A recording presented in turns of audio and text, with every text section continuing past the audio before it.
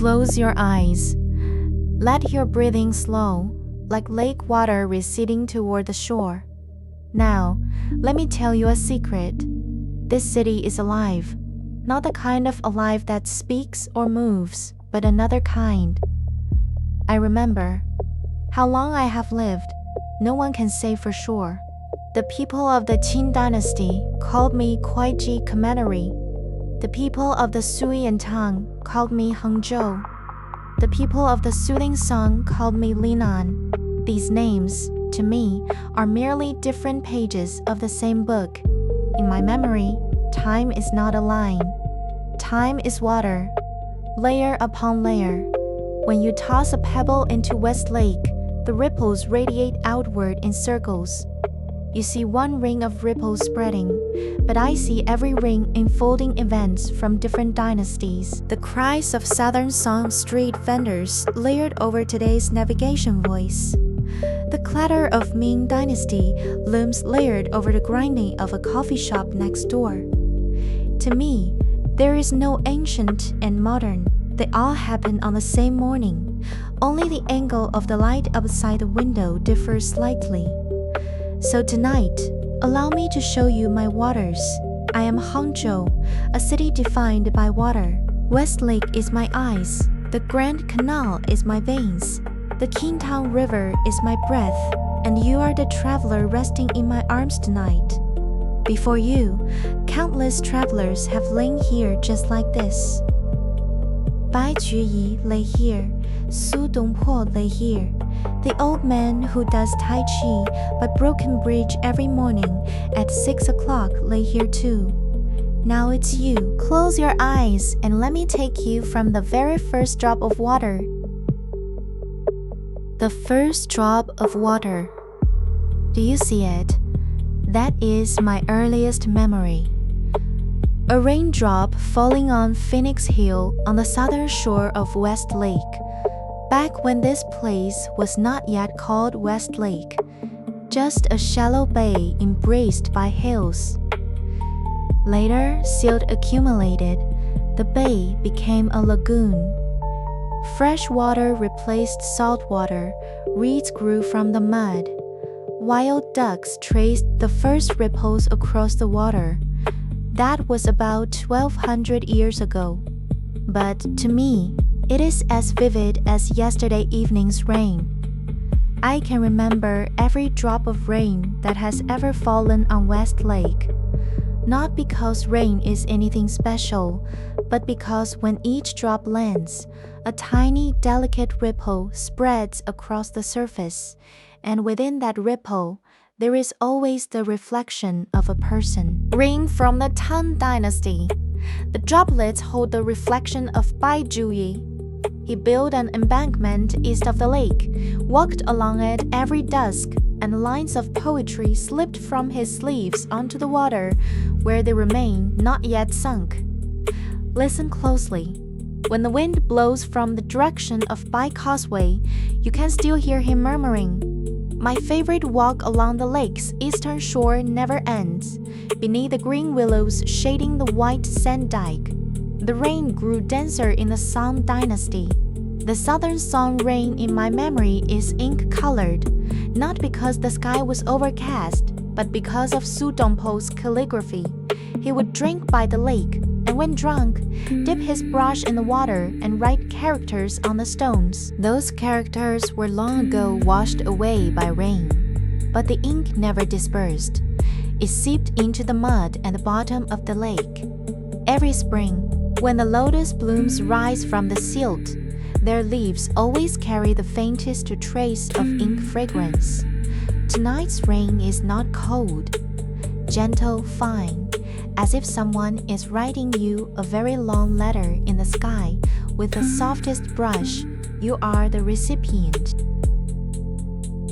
Across West Lake, there is a straight causeway running from south to north, traversing the entire lake. It is called Su Causeway, but in my heart, that is not its name. I call it the row of footprints Dongpo left upon the water. That was more than 900 years ago. Su Dongpo came to Hangzhou as its prefect, the mayor, at a time when West Lake was heavily silted, half its surface overtaken by weeds. He led the people to dredge the lake. The excavated mud had nowhere to go, so they piled it into a long causeway. If you close your eyes and picture that scene, a rather endearing image emerges.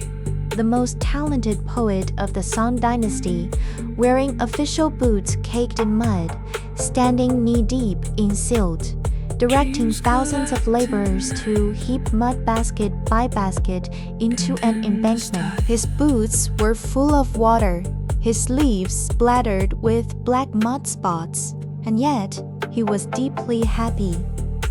A man exiled 4 times in his life found his most grounded joy in the mud. I still remember the feel of the mud between his fingers. The deepest earth from the bottom of West Lake, black, fine, carrying the faint sweetness of decayed water caltrops and lotus roots. He planted peach and willow trees on the causeway. The peach trees bloom first, the willows bud later. Spring, walking from the southern end to the northern end, covers exactly the distance it takes peach blossoms to turn into willow catkins. 900 years have passed. The peach trees have been replaced generation after generation, and willow catkins have drifted through spring after spring. But that man's footprints pressed into the mud. They're still there. Not footprints in the physical sense, but something deeper. His body heat seeped into the stone. His joy seeped into the roots of the peach trees. His exhaustion seeped into the mud at the bottom of the lake. Whenever the first warm breeze of spring blows across the causeway, I always feel it is not wind at all. It is Dongpo yawning. To the west of Su Causeway, there is an older dike. It is called Bai Causeway. It is called Bai, but in truth, later generations simply attached it to a man, Bai Juyi. He served as governor of Hangzhou for 3 years and built a dike, though that original dike has long since vanished. But people do not care. People need a place to store their memories of Bai Juyi, and so Bai Causeway became that vessel. This is rather like me. A city's greatest skill is not remembering the precise coordinates of history, but stacking all its love onto the same spot, regardless of whether that spot is the original address. At the eastern end of Bai Causeway stands a bridge called Broken Bridge. The surface of Broken Bridge arches slightly at the center, so from a certain angle, the bridge appears broken in two. But in my eyes, Broken Bridge has never truly broken. It is the people who met and parted upon it, who piled their regrets onto the stone steps at its head, layer upon layer. So thick that even I can barely see the original surface of the bridge anymore. The thickest layer belongs to a woman named Bai Su-jin. It was a day during the Southern Song, perhaps. Qingming Festival, light rain. Zhou walked onto Broken Bridge holding an oil paper umbrella and met a young man named Xu Xian. The rest of the story you know. The snake spirit repaying a debt of gratitude. The monk Fahai tearing them apart. Lifang Pagoda pressing down. The flood surging over Jinsam Temple. This story has played out across me in countless versions. Some say it happened in the Tang Dynasty. Some say the Song, some say the Ming. I do not much care which version is true, because in my eyes, the white snake has never left this bridge. Every year around Qingming, when a light rain falls, a very faint, delicate scent of fresh grass seeps from the cracks in Broken Bridge's stones.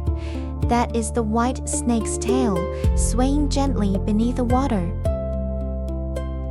Now let us walk south from West Lake to listen to a sound.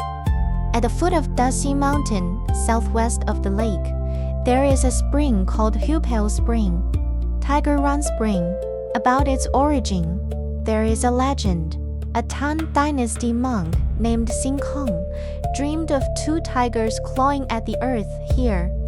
When he woke the next day, he saw a clear spring gushing from a crack in the rocks. This story was carved onto a stone tablet and has stood for over 1,000 years.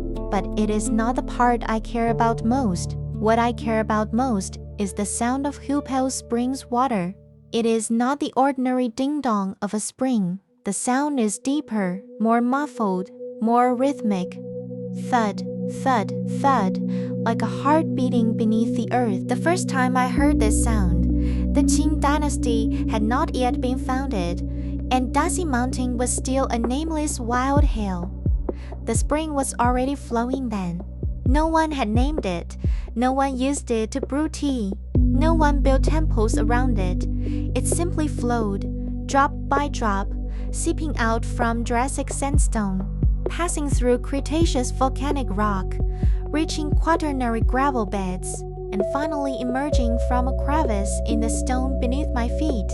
Along this journey, it carries 500 million years of memory.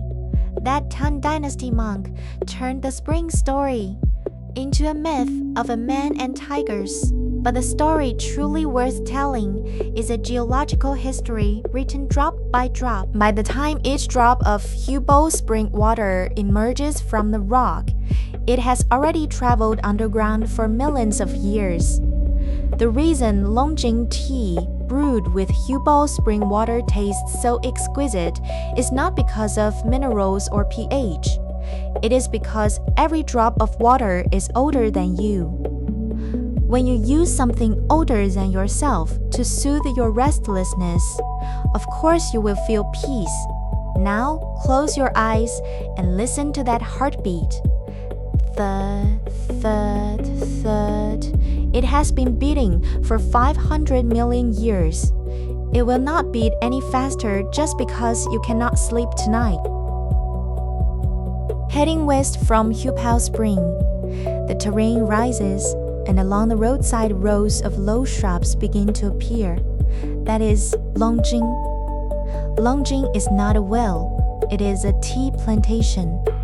More precisely, it is a stretch of hills west of West Lake, enclosed by 4 mountains: Shifeng, Longjing, Yunqi, and Hupao. The oldest Longjing tea bushes grow on the southern slope of Shifeng Mountain. I remember how the first tea bush came to be. It was the Tang Dynasty. A monk practicing at Daqi Temple brought tea seeds back from Mount Emei in Sichuan and planted them on the hillside behind the temple.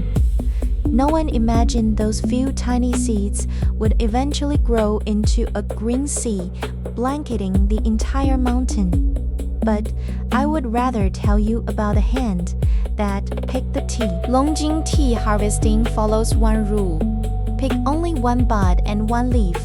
The bud is the tender tip that has just emerged, pale yellowish green, covered in a layer of fine white down. The leaf is the most tender leaf right next to the bud, not yet fully unfurled, its edges curling inward slightly, like an infant's clenched fist. The picking hands must be very light. The thumb and index finger grasp the joint where bud meets leaf. Lift gently. No pinching, no twisting, no tugging. If you pinch it, the broken end will oxidize and turn red, and the brewed tea will lose its clarity. I have watched this gesture on the same hillside for nearly 1,200 years. The hands of Ming Dynasty tea farmers, the hands of Qing Dynasty tea farmers, the hands of the 68-year-old tea-picking auntie who was here this morning at 6:30. They are exactly the same. The roughness of the skin differs. The mud under the fingernails differs. The fabric of the sleeves differs. But that light lifting of the bud, that gesture has not changed at all. It is the one thing that has remained unchanged across 1,000 years on this tea mountain. Not the tea bushes. The bushes have died of old age, frozen to death, been cut down and replanted. What has not changed is the angle, the force, the rhythm of the human hand reaching toward the tea leaf. The tender buds before Qingming are the most precious. Before the festival, the air is still cool. Pests are few. The buds grow slowly, and there are only those 10 some days each year when the finest longjing can be picked. 1 kilogram of pre-Qingming longjing requires 60,000 buds, 60,000 gentle lifts, 60,000 times plucking the same spring from the same hillside. Now close your eyes and imagine you are in the tea fields of Shifeng Mountain. The morning mist has not yet lifted. The air carries the earthy sweetness of freshly turned soil. Before you is a low tea bush, a single bud and a single leaf standing at the tip of a branch. Extend your right hand. Use your thumb and index finger to gently grasp at the base, where bud meets leaf. Do not pinch. Just lift lightly. Pop. That is the sound of spring breaking. Coming down from Longjing, follow the stream north, and between Philae Peak and North Peak, you will see a stretch of yellow walls. From within those walls comes the sound of a bell. That is Lingyin Temple. It has existed upon me for 1700 years, older than the name Hangzhou itself. In the first year of the Xianhai era of the Eastern Jin dynasty, an Indian monk named Huili arrived before this mountain and spoke a line later carved into the cliff face. This is a small ridge of the Vulture Peak in central India. I do not know which age it flew here from. He said this mountain had flown from India, so he built a temple before it and named it Linyin, the vulture hidden here. Philae Peak, the peak that flew here, takes its name from this too. But tonight, I do not want to tell you the story of the Indian monk. I only want to tell you about the bell. The great bell of Lingjing Temple weighs over 2 tons, cast in bronze, suspended in the bell tower of the Mahavira Hall. It is struck every morning at 4, 3 strikes, pause 3 breaths, 3 more strikes, pause 3 breaths, 108 strikes, in all, corresponding to the 108 afflictions of the human heart. But in my memory, this is not a number, not a Buddhist doctrine, not even a sound. It is a penetration. The vibration of a bell is a physical phenomenon. Struck bronze, struck by a wooden mallet, produces high overtones and low fundamental frequencies. The sound waves travel from the bell tower, pass through the cliff face of Philae Peak, pass through the pine forests of North Peak, pass across the surface of West Lake, pass through every street of mine, every bridge, every roof tile. The most extraordinary thing is the way it penetrates time. The first toe of the Eastern Jin dynasty has not yet faded. It continues vibrating, lower and lower, fainter and fainter, from audible sound waves into inaudible infrasound, from infrasound into the memory of stone. If you press your ear to the cliff face of North Peak, late in the deep night, when all other sounds are gone, you can sense a very low frequency hum. That is not tinnitus. That is the bell of 1700 years ago, still traveling through the stone. Leaving Lin Temple, walking southwest, you will enter a valley. The valley is named 9 creeks and 18 streams. 9 brooks converge, then split into 18 rivulets. But the name does not matter. What matters is the quiet here. 9 creeks and 18 streams is the place in all of Hangzhou least capable of telling stories. No famous person ever came here. Bai Jui did not come. Su Dongpo did not come. The Kangxi and Quanlong emperors stopped at Longjing and turned back, complaining the mountain path was too narrow for their sedan chairs. It has no stories at all. It only has water. Water seeps from the ridges on both sides, first drop by drop, then thread by thread, converging into shallow streams that trickle down through the crevices. The stream water is very shallow, amber where the light hits, dark green in the shadows. The stream bed is paved with pebbles polished by tens of thousands of years of water, round, smooth, each bearing a barely visible layer of moss. When water flows over the stones, it pulls very fine, very long strands across the moss, as if some invisible creature is combing its hair. If you stand here for a while, you will notice the quiet is different from quiet elsewhere. Quiet elsewhere is the absence of sound. The quiet of Nine Creeks is sound just enough. The sound of the stream is just loud enough for you to hear, but not enough to distract you.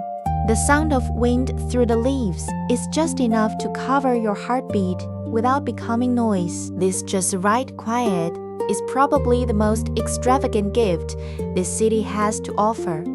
It needs no famous names to endorse it, no legends to add luster. The very existence of 9 creeks and 18 streams is itself a kind of grounded certainty. There are places in this world that do not need to be protagonists. They only need to quietly be themselves. 1,000 years, 10,000 years, that is enough. Coming out of 9 creeks, walk east, and you will see a very wide, very straight waterway. That is the Beijing-Hangzhou Grand Canal. It is the youngest water upon me, if 1,400 years can be called young.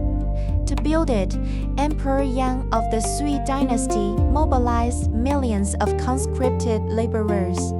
They started from Luoyang, digging shovel by shovel, cutting across the North China Plain, cutting across the Yellow River, cutting across the Wei River, cutting across the Yangtze, all the way to my feet. The laborers suffered bitterly. Some died on the work site, and their bodies were buried in the embankment, becoming part of the dike. But that is not what I want to speak of today. What I want to speak of today is this. This canal is the only water upon me that is always moving. West Lake is still. Hupao Spring is still. 9 creeks and 18 streams are slow. Only the Grand Canal, it is always on the move. The grain transport boats of the Sui dynasty are moving laden with rice and silk extracted from Jiangnan. The petty official guarding the cargo sitting at the prow clutching a bamboo slip ledger, his face wearing the fatigue of travel and the bewilderment of being far from home. The salt boats of the Tang dynasty are moving. Yangzhou salt merchants loading hemp sacks of sea salt, shipping them north along the canal. As the boat passes beneath Gongchen Bridge, the salt merchant stands on deck, stretching, and someone in a tea house on the opposite bank plays the pipa and sings. The Biang River flows, the Sea River flows, flowing to the old ferry at Guozhou. The tribute boats of the Ming dynasty are moving. Whose painted vermilion dragon flags at the prow, laden with Longzheng tea, Shaoxing wine, Huzhou silk, and Jingdizhen porcelain. These things would be delivered to the forbidden city, into the vast, unknowable solitude of the Wanli Emperor. Today's boats are moving too. Tourists sit in painted pleasure boats, holding up phones to photograph the old houses on both banks, typing captions for social media. Afternoons by the canal are simply too delightful. These boats, Nasbai Dynasty, Tang Dynasty, Ming Dynasty, today's, in my eyes, they all float upon the same water. They do not overlap, nor do they clash. They are simply different pages of the book called Time, and the canal is the spine that binds them. The water flows, the pages turn, rustle, Russell, this sound I have heard for 1400 years. It is the lullaby I know best. There are many bridges spanning the canal, but the oldest and largest is called Gongchen Bridge, a three-arch stone bridge nearly 100 meters long, built entirely of gray stone, completed during the Chongzhen era of the Ming Dynasty, roughly 400 years ago. The bridge's name is lovely. Gong means cupping one's hands in salute. Qin refers to the emperor. It means this bridge bows to the emperor, but the emperor never once walked across this bridge, and those who did walk across it, none left their names behind. The bridge remembers not names. The bridge remembers weight, the total weight of all who have walked across it over 400 years. How much is that? A person weighs roughly 50 kilograms. Say 50 people cross it each day. Perhaps more, perhaps fewer. But that is not the point. The point is that this weight was not placed on the bridge all at once. It was added step by step, like a ledger written with human body weight, each entry only 50 kilograms, but recorded 146,000 times. The bridge also remembers the temperature and material of the soles of feet. Bare feet. Those belong to children who swam in the canal on summer evenings, the soles of their feet still wet, making a pat, pat, pat sound on the gray stone. Straw sandals. Those belong to the trackers pulling boats in the late Ming and early Qing. The straw shoes worn through, the big toe exposed, the toenail packed with black mud from the canal bank. Cloth shoes. Those belong to a school teacher from the Republican era, carrying a Chinese literature textbook as he walked from the east side of the bridge to the west. Each step steady and solid because he had just received this month's salary and 3 silver dollars rested in his pocket. Sneakers. Those belong to a middle school student running late this morning at 7 o'clock, running too fast for the bridge to register his weight. Gongchen Bridge cannot speak, but if you press your ear into the stone joint of the third gray slab on the southern approach, the oldest seam on the entire bridge, you will hear a very low, very long drawn-out sound. That is not the wind. That is 400 years of people crossing this bridge, their breath left behind in the stone. This bridge is not a bridge. It is a vast, gray stone lawn.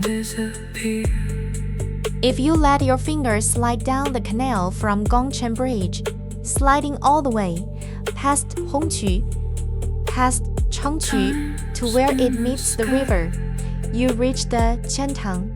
This is the water in Hangzhou that least resembles Hangzhou. West Lake is full, Lingying is deep, the canal is long, Nine Creeks is quiet, the Qiantang River is empty. It is too wide. At its widest point, it measures nearly 3 kilometers across. Standing on the southern bank looking at the northern bank, a person is as small as a sesame seed. But the most distinctive thing about the Qiantang River is not its width. It is the tide. Every year on the 18th day of the 8th lunar month, the Qiantang tidal bore surges in through the trumpet-shaped mouth of Hangzhou Bay, racing upstream at nearly 10 meters per second, the highest crest exceeding 3 meters. People have given this day a name, the tide god's birthday. We gather on the river embankment, waiting for the white line to appear on the horizon, then cheer, take photos, and post on social media. I have watched this scene for over 1,000 years, from the poets of the Tang Dynasty, to the common people of the Song, to the local officials of the Ming, to the phone-wielding crowds of today. But there is one thing none of you know. The Qingtang tide actually arrives every single day. It is not only on the 18th of the 8th month, it comes every day, always on time. The moon orbits the earth once every 24 hours and 50 minutes, and the tide follows the moon, coming 50 minutes later each day than the day before. It has never once broken its promise. You treat each mating is the 8th month as a festival because the tide that day is the biggest, the most spectacular, the most worthy of sharing. But I know that day's tide is nothing special. It is just half a meter taller than usual. What is truly special are those tides that come every day, quietly, with no one to cheer for them. Now, late at night, it is time for another tide. The moon has reached its zenith. Listen, that is water walking backward. Not that the tide is truly walking backward. It is the river water, held by the moonlight, like a length of silk gently pulled from east to west, sliding inch by inch. No sound, no spray, no one notices. I watch this silent, backward flowing river and feel it resembles time itself. Not the succession of dynasties, not heroes and wars, just a quiet, unnoticed flowing backward.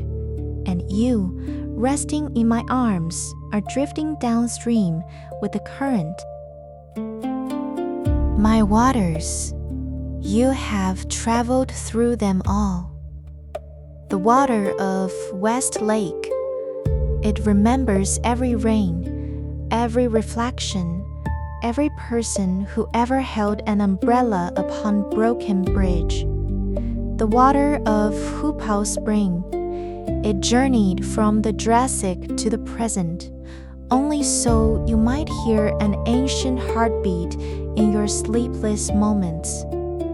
The water of Longjing streams, it has nourished 1,200 years of tea mountains, and the fingers of the Southern Song tea-picking girl and your fingers touching your pillow tonight apply the same gentle force. The water of 9 creeks and 18 streams, it remembers nothing, needs to remember nothing, quietly walking its own path. The water of the Grand Canal, holding the sweat of Sui dynasty laborers, the size of Tang dynasty salt merchants, the gold of Ming dynasty tribute boats. Sunset you casually captured on your phone today. The water of the Qiantang River, flowing backward once each day, like the city using the tide to turn its own pages. Rustle, turning one page, rustle, turning another. Now all the waters have grown still, not a breath of wind upon West Lake's surface. The painted boats on the canal have all docked. The drops of Hupao Spring still keep that rhythm. Thud, thud, thud. But tonight, they no longer sound like a heartbeat. They sound like someone gently knocking at your door with a fingertip saying, "It's all right. You are already home. Good night. Tonight you too are a drop of water upon me." When the morning mist rises once more from West Lake, you will find yourself dissolved into this water, together with Bai Juyi's reflection from 1,000 years ago, with Su Dongpu's wine fragrance from 900 years ago, and with that old man who did Tai Chi at Broken Bridge at 6 this morning, floating gently, slowly upon the surface. Good night. Close your eyes. You have already heard my waters, the rain of West Lake, the heartbeat of Hupao Spring, the pages of the Grand Canal that have refused to sink for 1,000 years. But a city is not only water. What does a city that has lived over 1,000 years remember the most? Not the names of emperors, not the years of wars, not even those poets who wrote verses by the lake. What I remember the most is people. Every person who has ever fallen asleep in this city. A winter night in the 12th year of the Shaoxing era of the Southern Song.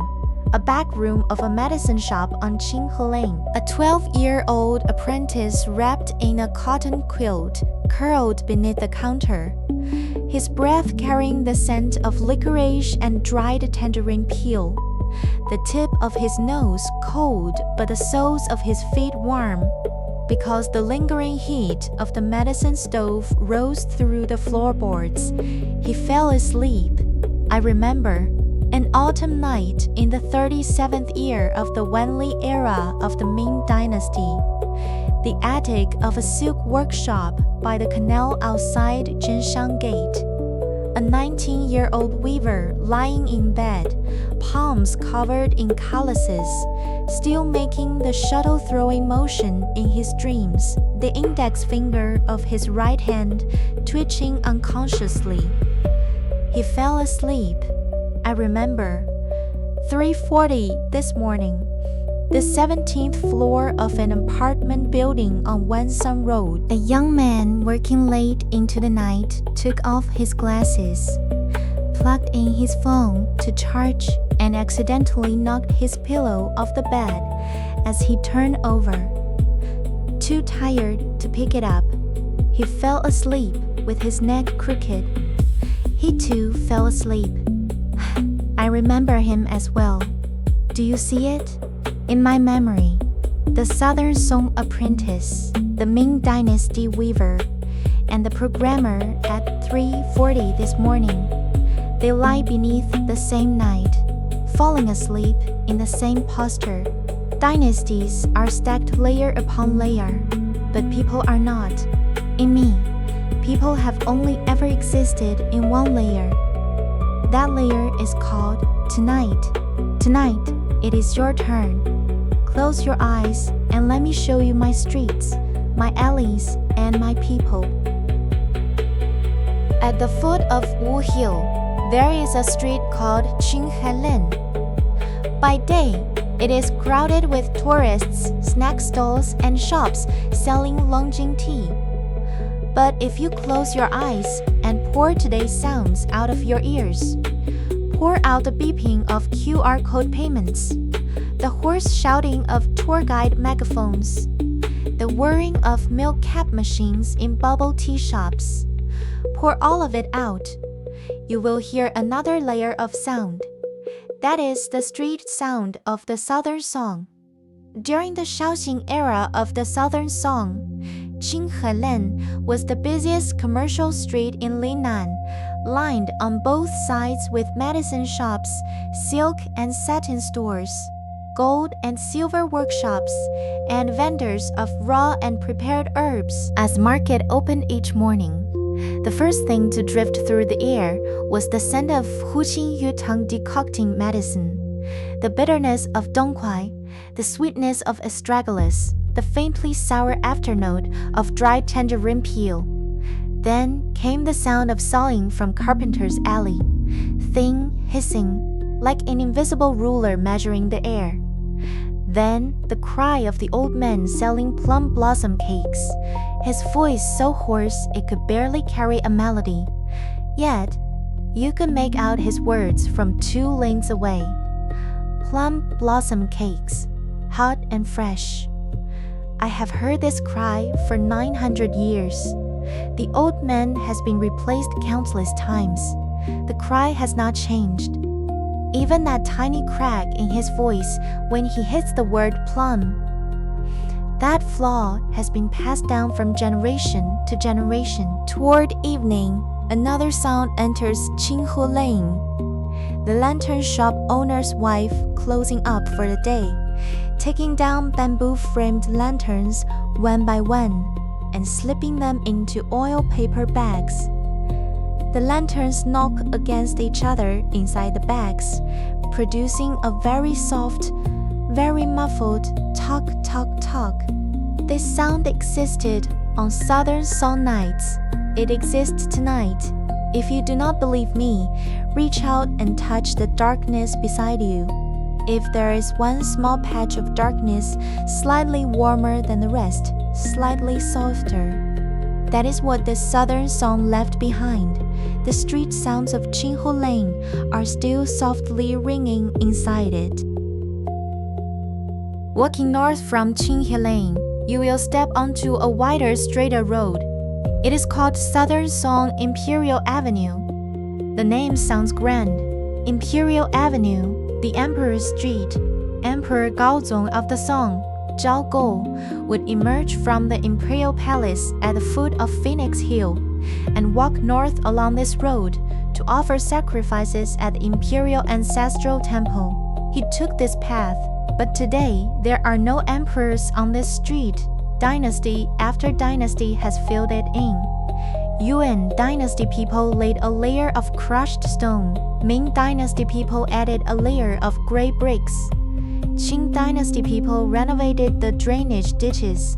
Republican-era people planted plane trees, and today's people poured a layer of cement, paved it with flagstones, and opened bars and bed and breakfasts. So today's Southern Song Imperial Avenue, the real Southern Song Imperial Avenue, is beneath it.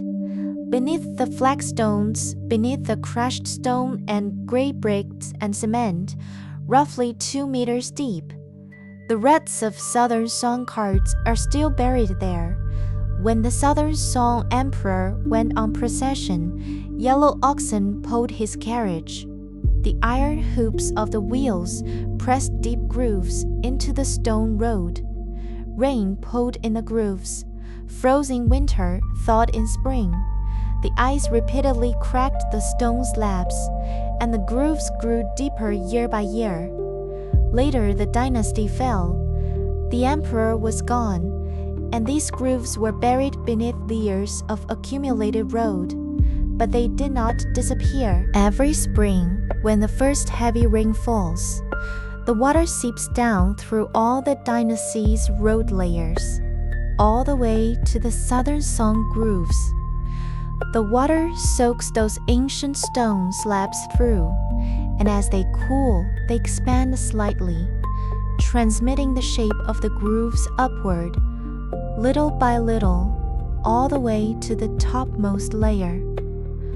So, if you stand on Southern Song Imperial Avenue on a rainy spring night and feel the faintest unevenness beneath your feet, that is not poorly laid flagstones. That is the iron-hooped wheels of the Southern Song, still pressing grooves beneath your step. Near the Wu Hill end of Qinghe Lane, there is a large courtyard built of gray stone and red wood, with 4 characters carved above its gate: Hu Qing Yu Tang. 150 years ago, a merchant official named Hu Xuanyan spent 300,000 taels of silver to build this medicine hall. 300,000 taels of silver in that era, it could have bought half of Qinghe Lane. Why he spent so much money building a medicine hall, no one can say for sure. Some say it was for reputation. Some say it was to accumulate virtue. Some say he simply wanted a respectable place for his concubines. But I do not care about his motives. I only remember the smell of this hall. Anyone who has been to Qinghe Lane knows. The most reassuring thing on the entire street is not the glow of lanterns, not the storytelling in the tea houses. It is the scent that wafts out when the pharmacists of Hoqing Yutang grind their herbs. They use an iron grinding boat, a disc-shaped iron wheel set into a grooved iron trough, into which dried herbs are placed. The pharmacist steps on the wheel and rolls it back and forth. When dongquai is crushed, the smell is sweet. Sweet to the point of stinging deep in the nasal cavity. When astragalus is crushed, the smell is powdery. The powder rises and settles on the backs of the pharmacist's hands in a pale yellow frost. When licorice is crushed, it makes almost no sound. It is not crushed so much as teased into fine strands. The iron wheel rolls over it. and the licorice transforms from hard slices into wisps of soft golden fibers. The sound of grinding, plus the occasional sniff from the pharmacist.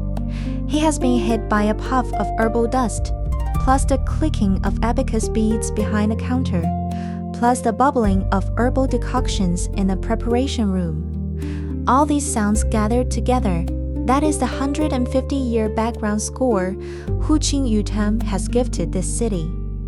Better than any piece of music for falling asleep. East of Ho Qing across the Middle River, that district was the gathering place for Hangzhou's silk workshops during the Ming and Qing dynasties. The silk on my body is not merely a piece of fabric, it is a sound. The silk weaving machine is called a draw loom, over 3 meters tall, built of old locust wood, requiring 2 people to operate at once. One person sits at the very top, called the harness puller, responsible for lifting the warp threads. Another person sits below, called the weaver, responsible for throwing the shuttle and beating the weft. These two must coordinate like twins. If the harness puller's hands are half a beat too fast, the warp threads are lifted in the wrong sequence, and the silk will bear an unintended pattern. If the weaver applies too much force and beats the weft too tightly, the silk will grow stiff, losing that flowing, water-like luster. A good weaver, at the moment of beating the weft, has an exquisitely subtle withdrawing force in the wrist. He is not beating the weft in. He is placing the weft between the warp threads. This touch cannot be taught. It can only grow slowly, as muscle memory, through tens of thousands of failures. In the end, if you ask him, "How do you do it?" he cannot answer. He simply knows. The sound of the loom at work is like this. The harness puller lifts the warp threads. Click. The weaver throws the shuttle.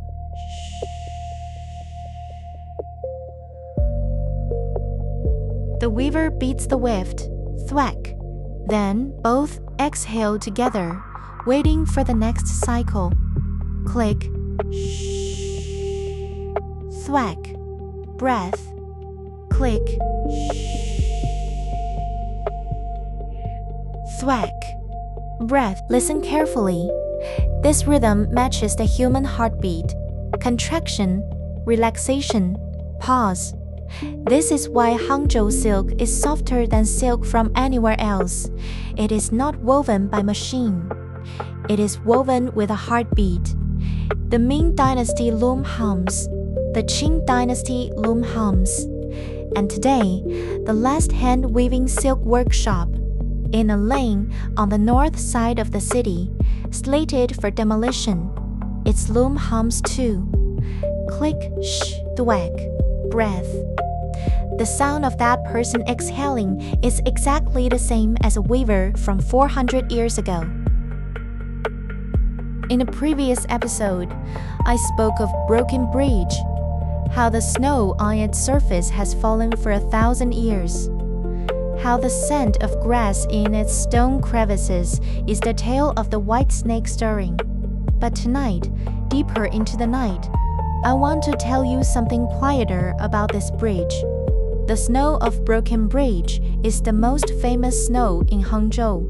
Not because the snow itself is special, but because the bridge surface is an arch of stone, high in the middle, low at both ends.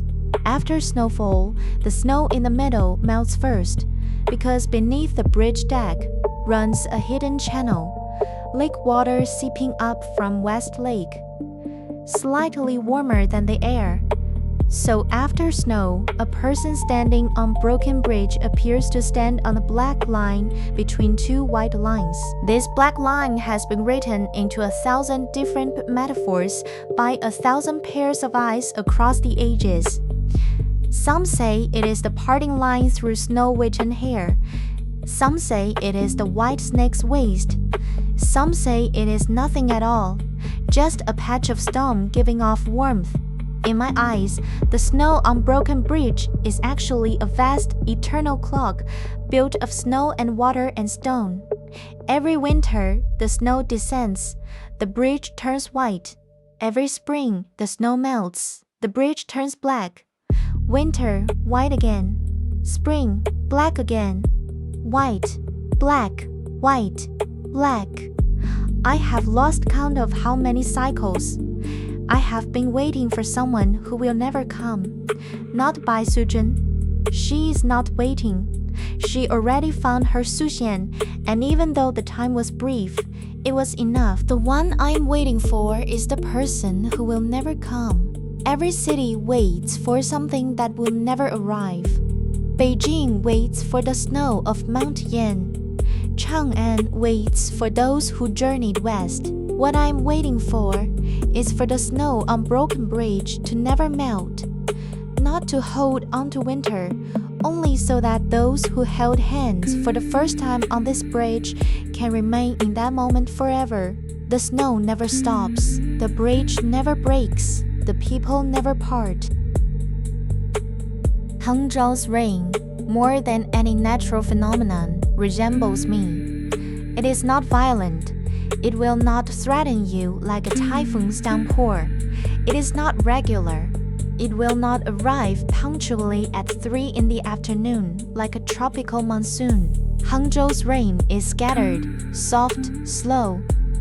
It might tumble over the back of Nanping Hill, hesitate for a moment in the tolling of Jingqi Temple's bell, then slide past the far side of Baoxi Hill. The whole affair lasting no more than 15 minutes.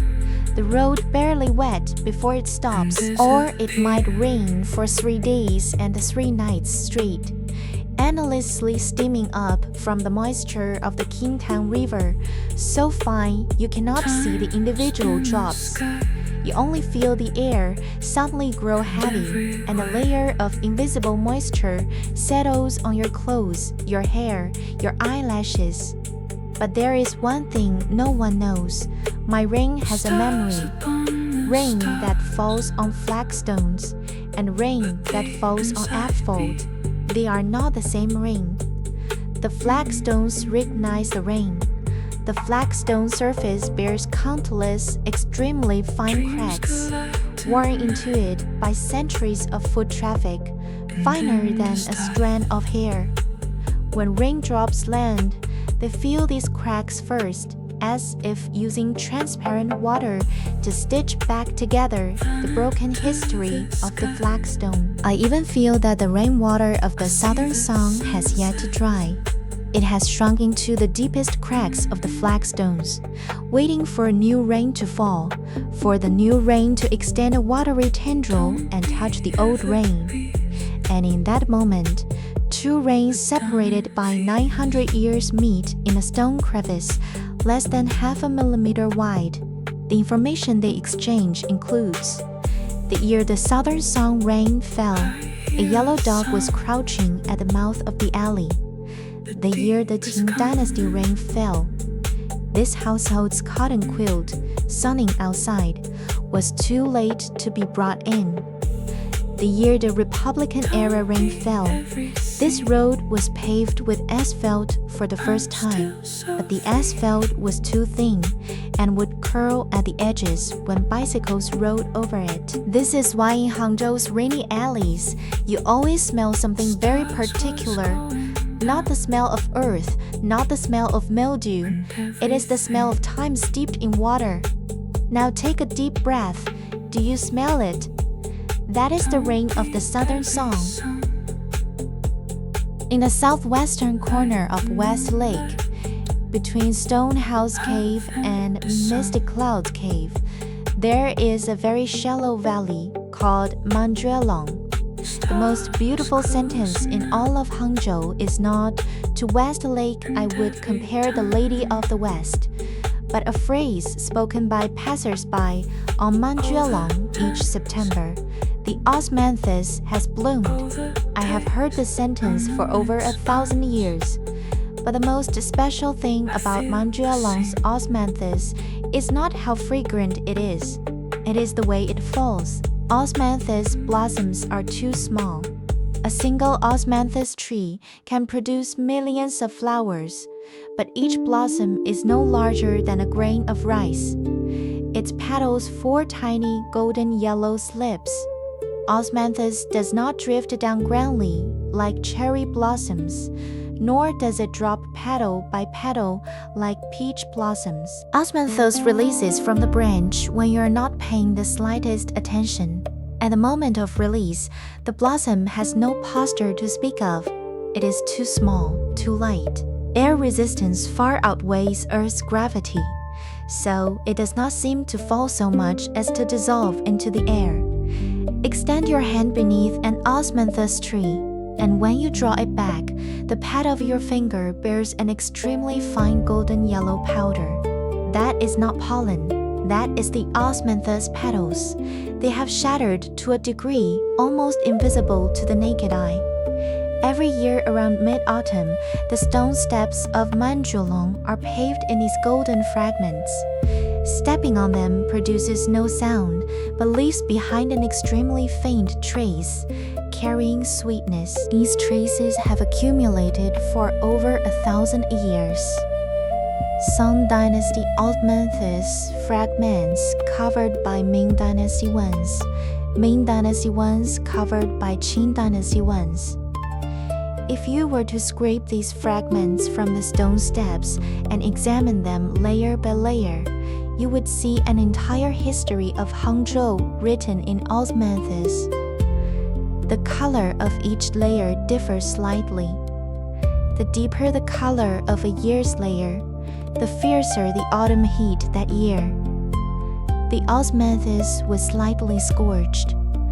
The lighter the color of a year's layer, the earlier the autumn rains arrived that year. The osmanthus was soaked before it could fully bloom. Of all the places that overlook Hangzhou, Wu Hill is not the tallest. North Peak is taller. Baoshi Hill is more famous, but Wu Hill is the closest to human life. Standing on the city god pavilion and looking down, West Lake lies to the left, the Qiantong River to the right, and the city's gray tiled rooftops spread outward in layers like a gray sea at your feet. By day, nothing looks special. Gray, white, the occasional blue metal shed roof. But at dusk, the rooftops transform. The first to light up are the old houses along Zhongshan Middle Road. Those brick and wood structures from the Republican era. Warm yellow light glows from second-floor windows, filtered through old wooden lattice frames. The texture of the light cut into diamond-shaped pieces and cast onto the opposite wall like shattered gold leaf. Next, the student dormitories light up. From the direction of Xiasha Higher Education Park, a huge swath of dense, cold white fluorescent light suddenly ignites, like an enormous diamond smashed to pieces along the riverbank.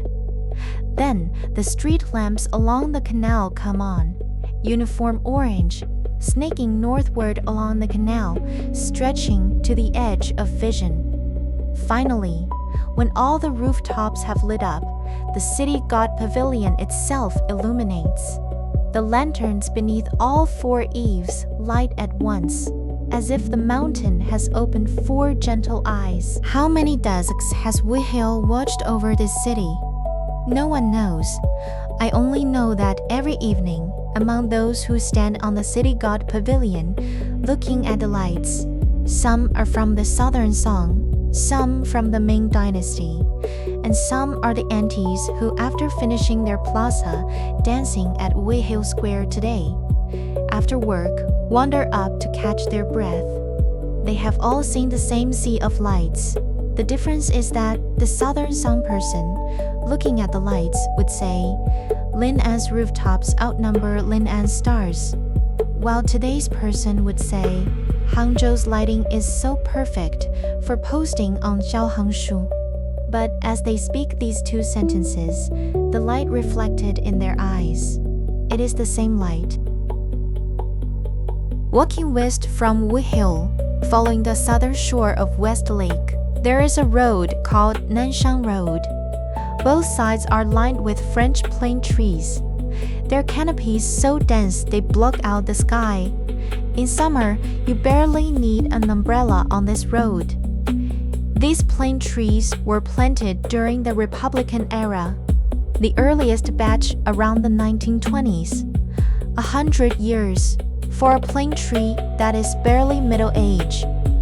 But for a road, 100 years is enough to accumulate something very particular, a color that appears only between 2:30 and 4 in the afternoon on autumn days.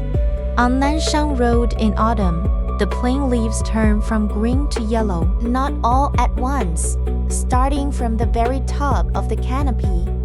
The leaves closest to the sun change first, then the middle leaves, and finally the leaves at the bottom of the canopy, those that have always been shaded. This process lasts roughly 3 weeks. Every afternoon between 2:30 and 4, the angle of the sunlight is just right to turn the backlit leaves semi-transparent, a shade of yellow that even the finest painter could not mix. Not lemon yellow, not golden yellow, not orange yellow. It is more as if the autumn sunlight has been pressed directly into a leaf, and the leaf itself is no longer matter. It has become a tiny piece of solidified light. When the autumn wind blows these light, soaked leaves detach. Their falling speed is slower than osmanthus, faster than snow. A single plain leaf, from branch to ground, travels roughly 8 meters. It takes 3 seconds. In those 3 seconds, this leaf brushes across 100 years of time. It sees women in Hangzhou strolling along Nanshang Road in the Republican era, sees cyclists in the 1950s rolling over yesterday's fallen leaves, sees a tourist dragging a suitcase today, standing at the intersection of Nanshang Road and Hefeng Street, using his phone to navigate to a recommended noodle shop. Then the leaf hits the ground. Tap, a very soft sound. The new fallen leaf settles on top of the old ones, 100 years of fallen leaves stacked together, so thick, even I no longer remember which year the very bottom leaf fell. Finally, I want to tell you about Lifeng Pagoda. Of all Hangzhou's landmarks, Lifeng Pagoda is the least suited to the word landmark, because a landmark is not supposed to collapse, but Lifeng Pagoda has collapsed. On September 25, 1924, at 1:40 in the afternoon, Lifeng Pagoda fell. It was not struck by lightning. It was not blown down by wind. It was dismantled, brick by brick, by the people living nearby. You see, the pagoda's bricks had sutras embedded inside them.